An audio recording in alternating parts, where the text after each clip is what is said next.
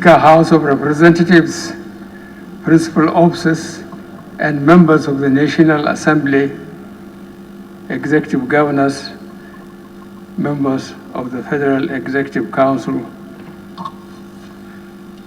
party leaders, and officials here present, senior government officials, ladies and gentlemen. It is my great pleasure to be here once again to present the 2022 Federal Budget proposals to this distinguished joint session of the National Assembly. Distinguished and honorable leaders and members of the National Assembly, let me start by commending you for the expeditious consideration and passage of the Supplementary Appropriation Bill 2021. This further underscores your commitment to our collective efforts to contain the COVID-19 pandemic and address the various security challenges facing our country. I will also take this opportunity to thank you for the quick consideration and approval of the 2022 to 2024 medium-term expenditure framework and fiscal strategy paper. Our hope is that National Assembly will continue to partner with the executive by ensuring that deliberations on the 2022 budget are completed before the end of this year so that the Appropriation Act can come into effect by the 1st of January 2022. The 2022 budget will be the last full year budget to be implemented by this administration. We designed it to build on the achievements of previous budgets and to deliver on our goals and aspirations as will be reflected in our soon-to-be launched National Development Plan of 21 to 2025. Distinguished senators and honorable members, in these normal times, I made use of this opportunity to provide an overview of global and domestic developments in the current year, a summary of our achievements and our plans for the next fiscal year. However, these are exceptional times. The grim realities of COVID-19 and its lethal variants are still upon us. From president to pauper, the virus does not discriminate. This is why our country still maintains its COVID-19 guidelines and protocols in place to protect its citizens and stop the spread of this disease. Over the past few days, we have consulted with the Presidential Steering Committee on COVID-19 and the leadership of the National Assembly on how best to present the 2022 budget proposal, keeping in mind the deep-rooted traditions in place and the guidelines for safe mass gatherings. We ultimately decided that the most responsible and respectful approach was to hold a shorter than usual gathering while allowing the Honorable Minister of Finance, Budget and National Planning to provide fuller details of our proposals in a smaller event. I am sure many of you will be relieved as my last budget speech in October 2020 lasted over 50 minutes.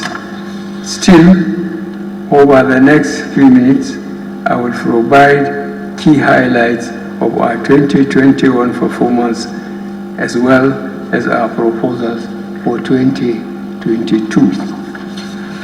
The 2021 budget economic recovery and resilience is based on a benchmark oil price of $40 United States per barrel, oil production of 1.86 million barrels per day, and exchange rate of 379 naira to United States dollar.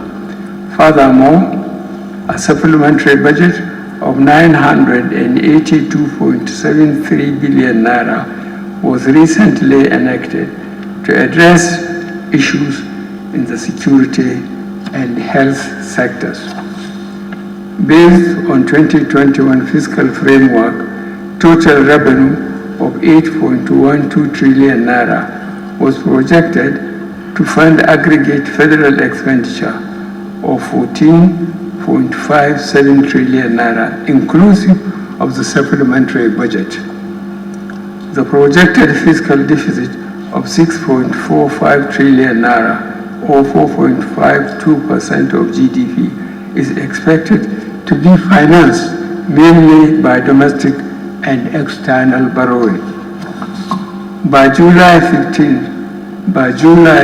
2021, Nigeria's daily oil production averaged 1.7 million barrels, inclusive of condensates, and the market price of Bonny Light crude averaged $68.53 United dollars per barrel. Accordingly, actual revenue were 34% below target as of July 2021, mainly due to the underperformance of oil and gas revenue sources. Federal government's retained revenues, excluding government-owned enterprises, amounted to 2.61 trillion naira against the proportionate target of 3.95 trillion naira for the period. The federal government share of oil revenue totaled 570.23 billion naira as of July 2021, which was 51% below target, while non-oil tax revenues totaled 964.13 billion naira.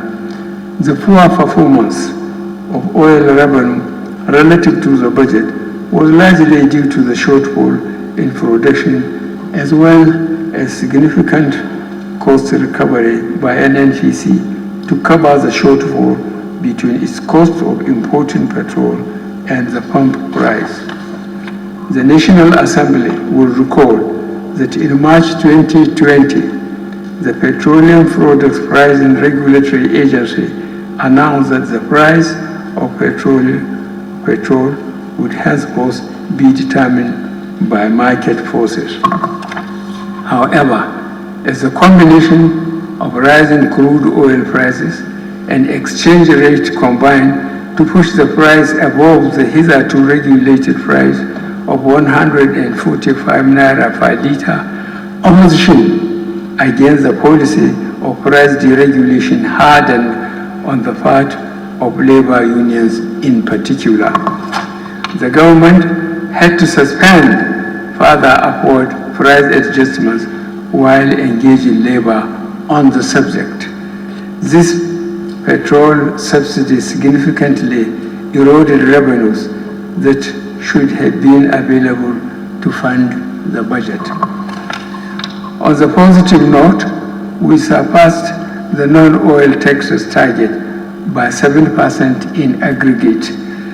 The sustained improvement in non-oil taxes indicates that some of our revenue reforms are yielding positive results.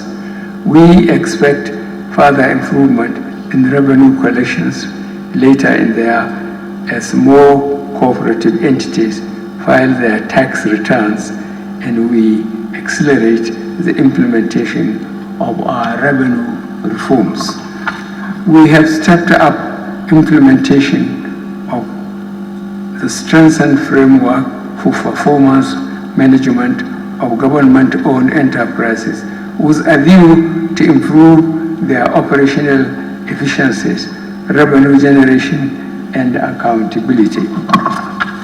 The 50% cost-to-income ratio imposed on the government-owned enterprises in the Finance Act 2020 has contributed significantly to rationalizing wasteful expenditures by several government-owned enterprises and enhance the level of operating surpluses to be transferred to the Consolidated Revenue Fund.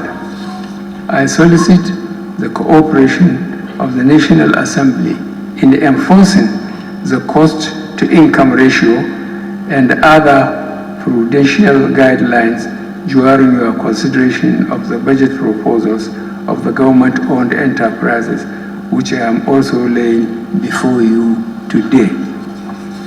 On expenditure side, as at the end of July 2021, a total of 60.79 trillion naira has been spent as against the prorated expenditure of 7.91 trillion naira. Accordingly, a deficit of 4.17 trillion naira was recorded as at the end of July 2021. The deficit was financed through domestic borrowing. Despite our revenue challenges, we have consistently met our debt service commitments. We are also up to date on the payment of staff salaries, statutory transfers, and overhead costs. As at 4th of October 2021, a total of 1.732 trillion naira had been released for capital expenditure. I am pleased to inform you that we expect to fund MDA's capital budget fully by the end of fiscal year 2021. Capital releases thus far have been prioritized in favor of critical ongoing infrastructural projects in the power, roads, rail, agriculture, health, and education sectors. We have made progress in the railway projects connecting different parts of the country. I am glad to report that the Lagos-Ibadan line is now completed and operational. The Abuja-Kaduna line is running efficiently. The Itape-Ajakuta rail line was finally completed and commissioned over 30 years after its initiation.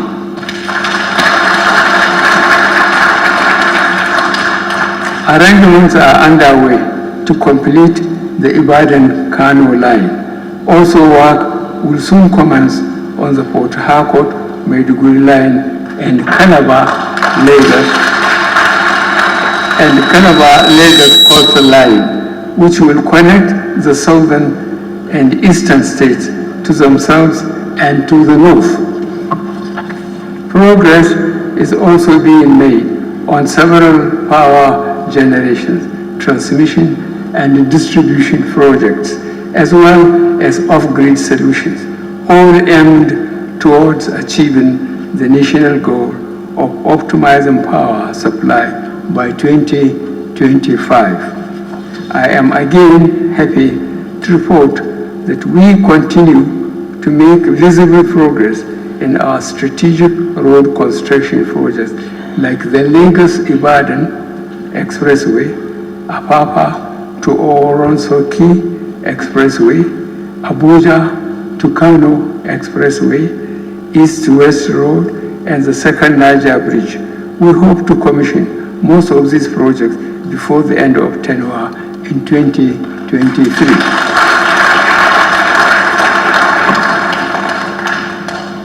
The pandemic reveals the urgent need to strengthen our health system. Towards this end, we constructed 52 molecular labs, 520-bed intensive care units, 52 isolation centers, and provision of personal protective equipment across 52 federal medical centers and teaching hospitals.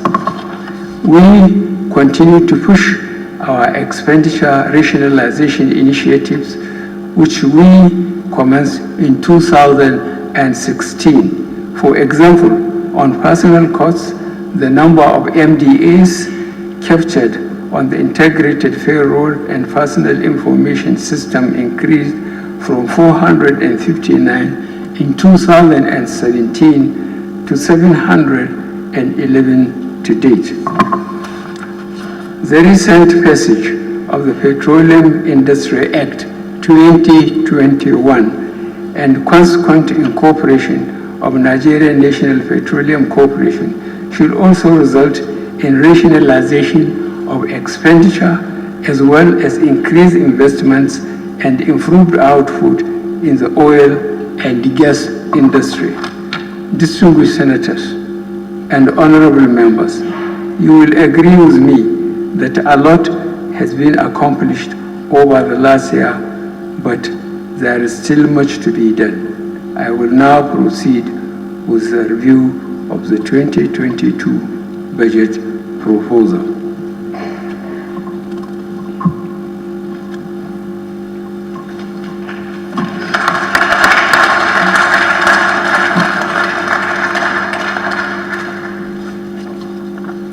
The allocation of MDAs were guided by the strategic objectives of the National Development Plan of 2021 to 2025, which are A, diversifying the economy with robust MSME growth, B, investing in critical infrastructure, C, strengthening security and ensuring good governance, D, enabling a vibrant, educated, and healthy populace, E, reducing poverty, and F, minimizing regional, economic, and social disparities. The 2022 appropriation, therefore, is a budget of economic growth and sustainability. Defense and internal security will continue to be our top priority. We remain firmly committed to the security of life, property, and investment nationwide. We will continue to ensure that our gallant men and women in the armed forces, police, and paramilitary units are properly equipped, enumerated, and well motivated. The 2022 budget is also the first in our history where MDAs were clearly advised on gender-responsive budgeting.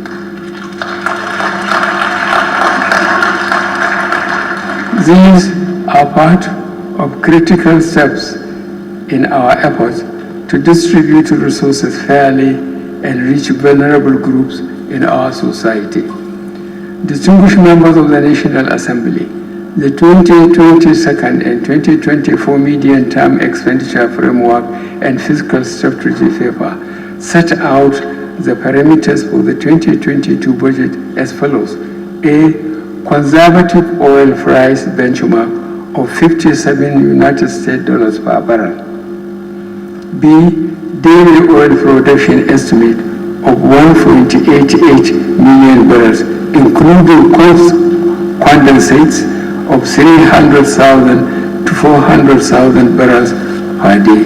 C, exchange rate of 410 naira 15 kobo per United States dollar, and D, projected GDP growth rate of 4.2% and 13% inflation rate.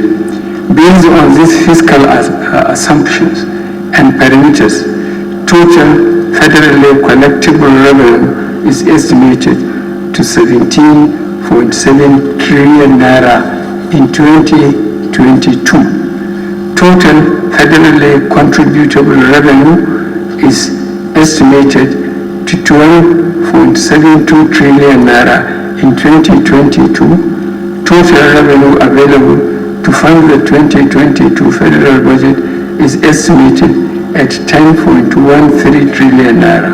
This includes grants and aid of 63.38 billion naira, as well as the revenue of 63 government-owned enterprises. Oil revenue is projected at 3.16 trillion naira. Non-oil taxes are estimated at 2.13 trillion naira, and federal government independent revenues are projected to be 1.82 trillion naira. A total expenditure of 16.39 trillion naira is proposed for the federal government in 2022. The proposed expenditure comprises A. Statutory transfers of 768.28 billion naira, B. Non-debt recurrent costs of 6.8 trillion naira, and C. Personnel costs of 4.1 trillion naira. D. Pensions, gratuities, and retirees' benefits of 577 billion naira. E. Overheads of 792.39 billion naira, and F. Capital expenditure of 5.35 trillion naira, including the capital component of statutory transfers. G. Debt service of 3.61 trillion naira, and H. Sinking fund of 290.71 billion naira to retire certain maturing bonds.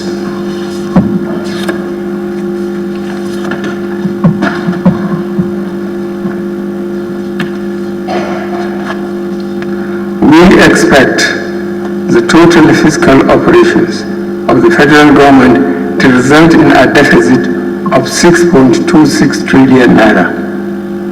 This represents 3.39% of estimated GDP, slightly above the 3% threshold set by the Fiscal Responsibility Act 2007. Countries around the world have of necessity overshoot their fiscal threshold for the promises to survive and thrive. We need to exceed this threshold, considering our collective desire to continue tracking existential security challenges facing our country. We plan to finance the deficit mainly by new borrowings totaling 5.01 trillion naira, 90.73 billion naira for privatization proceeds, and 1.16 trillion naira drawdowns on loans secured for social development projects. Some have expressed concern over our resort to borrowing to finance our fiscal gaps. They are right to be concerned. However, we believe that the debt level of the federal government is still within sustainable limits. Borrowing at specific strategic projects and can be verified publicly. As we are aware, we have witnessed 2 economic recessions within the period of this administration. In both cases, we had to spend our way out of recession, which necessitated a resort to growing the public debt. It is unlikely that our recovery from each of the 2 recessions would have grown as fast without the sustained government expenditure funded by debt. Our target over the medium term is to grow our revenue to GDP ratio from about 8% currently to 15% by 2025. At that level of revenue, the debt service to revenue ratio will cease to be worrying. Put simply, we do not have a debt sustainability problem but a revenue challenge which we are determined to tackle to ensure our debt remain sustainable.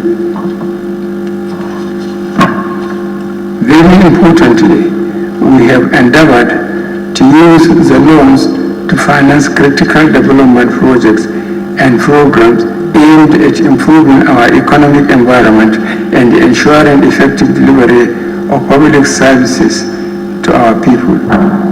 We focused on A, the completion of major road and rail projects, B, the effective implementation of power sector projects, C, the provision of potable water, D, construction of irrigation infrastructure and dams across the country, and E, critical health projects such as the strengthening of national emergency medical services and the ambulance system, procurement of vaccines, polio eradication, and upgrading primary health care centers across the 6 geopolitical zones.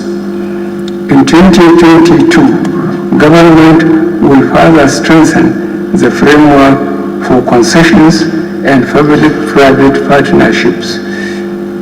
Capital projects that are good candidates for PPP by their nature will be developed for private sector participation.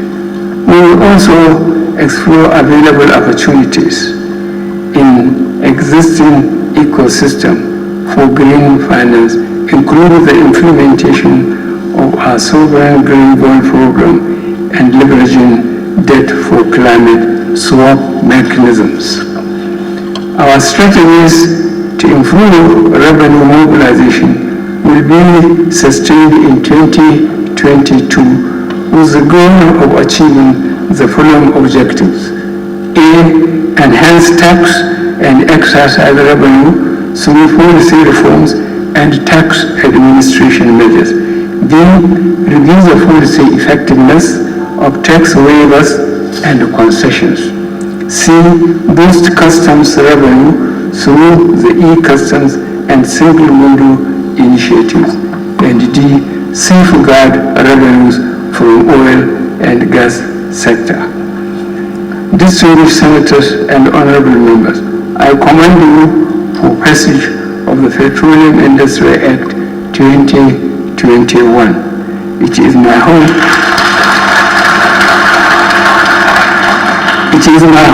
that the implementation of the law will boost confidence in our economy and attract substantial investments in the sector. In line with our plan to accompany annual budget with finance bills, partly to support the realization of fiscal projections, current tax and fiscal laws are being reviewed to produce a draft finance bill 2022. It is our intention that our ongoing consultations are completed. The finance bill would be submitted to the National Assembly to be considered alongside the 2022 appropriation bill. Mr. Senate President, Mr. Speaker, distinguished honorable members of the National Assembly, this speech would be incomplete without commending the immense patriotic and collective support of the National Assembly in the effort to deliver